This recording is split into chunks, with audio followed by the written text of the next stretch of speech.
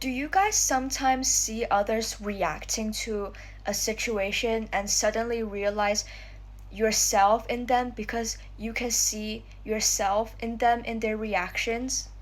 And then you realize how foolish you've been to create the situation bigger than it was. Like, the brain tricks you into thinking that the situation was much more serious than it was.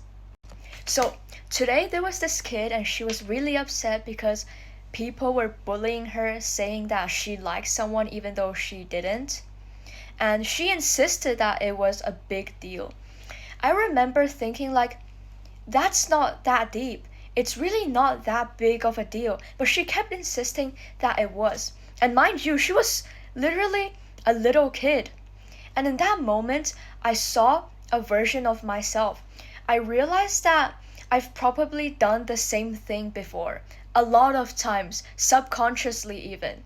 I've gotten worked up in my head over something that wasn't even that serious. I made it bigger than it needed to be, and I could see myself in her.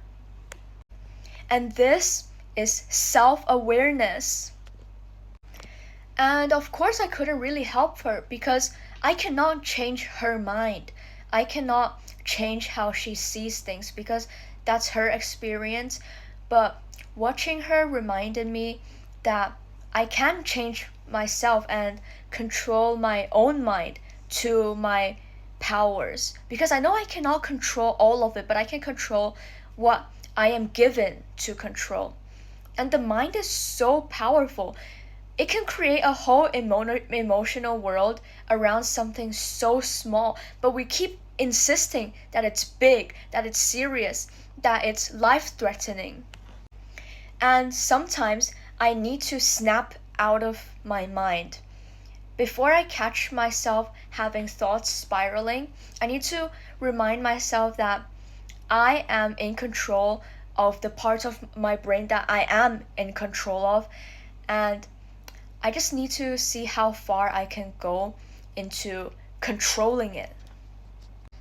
Because if you cannot control the part of the brain that you have to control, then you're gonna spiral into depression. You're gonna spiral out of your mind. You're gonna see something so small happen and you're gonna have a whole breakdown about it. And you have to learn to control your brain to the best potential because the part of your brain that you cannot control, it will always put you down. It will always make you feel like a situation is like something you cannot get out of when it could be conquered so easily if you could just change your mind, you know? And that's why it's so important to not let your brain control you. So the conversation with the little kid today really made me realize how wild the brain is.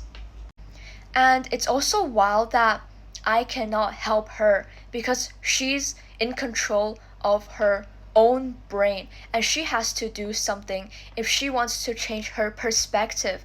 And no one else can ever help her, no matter what truth we speak or what help we offer.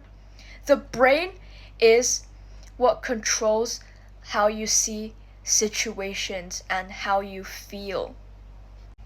And honestly, it's so foolish. It really is so foolish because imagine trying to help her and it's such an easy situation to get out of, you know? But she keeps saying no, no, no. And it's just a situation where you feel like she is so stuck and she can get no help. Now I often see people who are stuck in a terrible situation, but all they need to do is snap out of their own mind and stop letting it tell them about how the situation is. I know that when I watch movies and I see like a depressed character having abandonment issues and something like that, but when I observe the surroundings of the character, everything is not that deep, you know? It's just what the character's mind made them think. And that's why they're so miserable. So, you have a choice today. Do you want to stay miserable, or do you want to realize that situations you're facing are really not that deep? I promise you, it's really not that deep. You just need to snap out of your own mind. Even if there is a terrible situation, you can come across it in a different approach, in a more positive one. And I know it's really uncomfortable, and you cannot always feel positive towards things all the time, and that's okay. I feel that too, really a lot. It's way easier said than done. But I'm telling you, you do not deserve to feel miserable. You do not deserve to feel so confined within your own head. And I know by saying this, it can't make you guys change.